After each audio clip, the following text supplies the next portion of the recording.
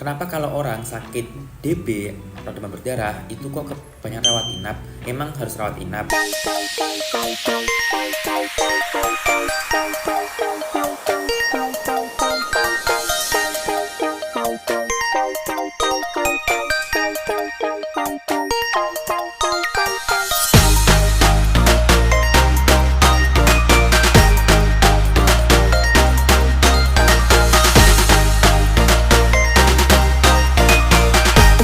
Oke, halo semuanya. Assalamualaikum warahmatullahi wabarakatuh. Gimana kabarnya hari ini? Semoga sehat selalu ya. Oke, karena ini momennya bertepatan dengan Idul Fitri ya, 1455 Hijriah. Jadi minal aidin wal faizin. Taqabbalallahu minna wa minkum. Mohon maaf lahir batin teman-teman semuanya.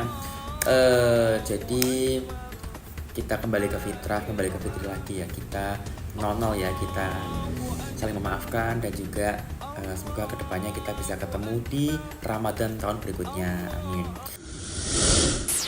Nah, ngomongin soal lebaran ya, kemarin pas banget aku habis lebaran hari kedua ya, jaga IGD, dan itu banyak banget kasus pasien-pasien yang unik ya seputar pencernaan. Ya, tapi selain itu juga ada juga yang dia itu demam. Nah, jadi di video kali ini kita akan membahas seputar demam. Ya, walaupun di video sebelumnya kita pernah bahas juga demam ya. Nah, tapi kali ini kita akan membahas demam yang lebih spesifik, yaitu demam berdarah dengue, atau disebut juga sebagai DBD ya. Nah, kira-kira kita akan bahas dengue ini nanti mulai dari definisinya sampai kita bagaimana menanganinya ya. Kenapa kalau orang sakit DB atau demam berdarah itu kok banyak rawat inap? Emang harus rawat inap?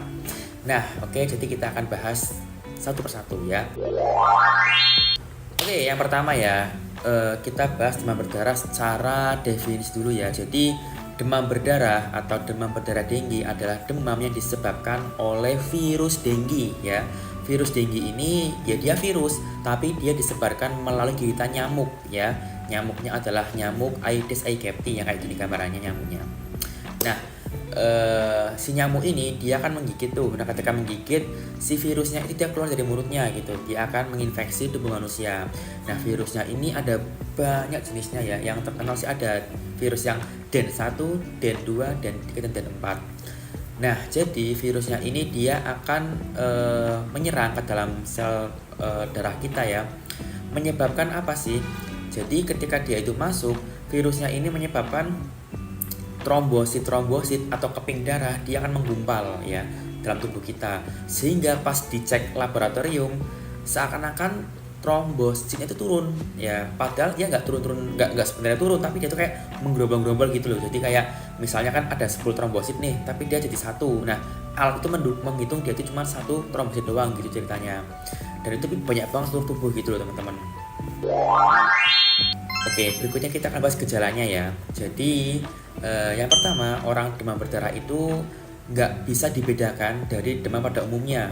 Berarti hari pertama, hari kedua, hari ketiga, ya dia demam, tapi dia naik turun khasnya. Ketika diberi obat, misalnya kayak paracetamol atau ibuprofen gitu ya, dia turun, tapi nggak lama naik lagi, turun lagi. Kalau dikasih obat, naik lagi. Jadi dia demamnya kayak gini-gini guys, naik turun ya.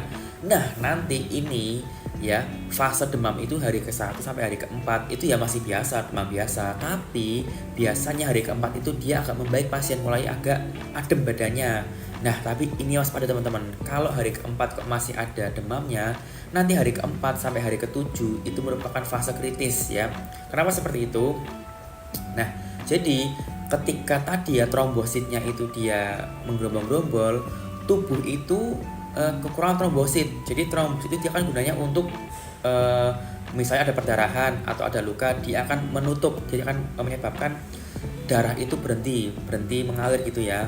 Nah, tapi pada orang-orang dengan DB tadi, karena dia trombositnya turun, nah gejala yang kedua yang sering keluar adalah banyaknya perdarahan. Misalnya nih, saya pribadi pernah kena soalnya ya. Jadi dulu waktu saya masih demam, saya sikatan kan.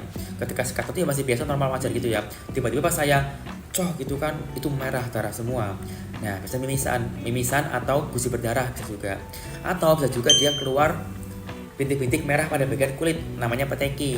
Nah, ini juga sering ya pada orang dengan demam berdarah. Atau bisa juga dia gejalanya adalah BAB-nya hitam ya. Jadi dia Hitamnya karena apa? Karena darah gitu. Nah, itu merupakan fase-fase yang kita perlu waspada. Nah, sebenarnya lagi ada yang lebih diwaspadai, yaitu keadaan plasma darah kita atau cairan darah kita dia akan keluar dari pembuluh darah. Kenapa bisa keluar, dok? Ya karena tadi trombositnya ini dia nggak bisa nutup pembuluh darahnya, jadi dia akan bocor ya. Istilahnya adalah kebocoran plasma, atau kalau dalam bahasa medis disebut sebagai plasma leakage. Nah, jadi ketika dia bocor, nah itu yang bahaya. Dia seringnya bagian mata ini dia bengkak ya, namanya udem pada bagian palpebranya. Berikutnya juga bisa paru-parunya terisi air ya, namanya itu efusi pleura, atau bagian perut terisi air namanya asites gitu. Jadi gejala yang berikutnya adalah dia itu bengkak pada bagian tubuhnya.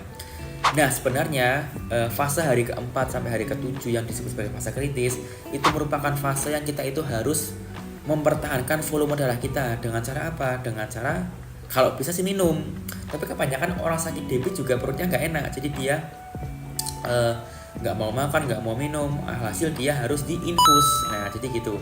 Jadi kelebihannya kalau di rumah sakit itu walaupun kita nggak mau makan minum bisa lewatnya infus. Sebenarnya karena obat utama dari demam berdarah adalah cairan, teman-teman. Jadi kalau teman-teman masih kuat makan minum ya monggo, nggak mau dirawat nggak apa-apa. Tapi saya sarankan dirawat sih ya. Kan biasanya kan juga nggak enak perutnya kan. Jadi dia nanti akan diinfus gitu. Gejala berikutnya juga dia nanti pada bagian ototnya itu sering sakit ya. Otot, tulang, sendi itu pegel-pegel seluruh tubuh. Matanya kayak kenceng rasanya. Bahkan mungkin juga bisa batuk.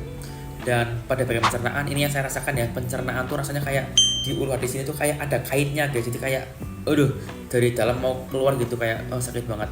Nah, itu biasanya kan dikasih obat-obatan yang buat asam lambung ya, yang dia bersifat proteksi lambung ya. Kalau saya dulu ingat banget dikasih sama dokter saya itu namanya lansoprazol ya. Jadi gitu. Nah, biasanya nanti setelah hari ke-7 itu fase pemulihan guys. Jadi biasanya pasien tuh nginep hari ke-4, 5, 6, 7. Ya, tapi setiap pasien berbeda-beda ya. Tapi kebanyakan dari ini dia nginep. Nanti setelah itu pasien boleh pulang, diobservasi, cek lab lagi gitu ya. Dan biasanya pada orang-orang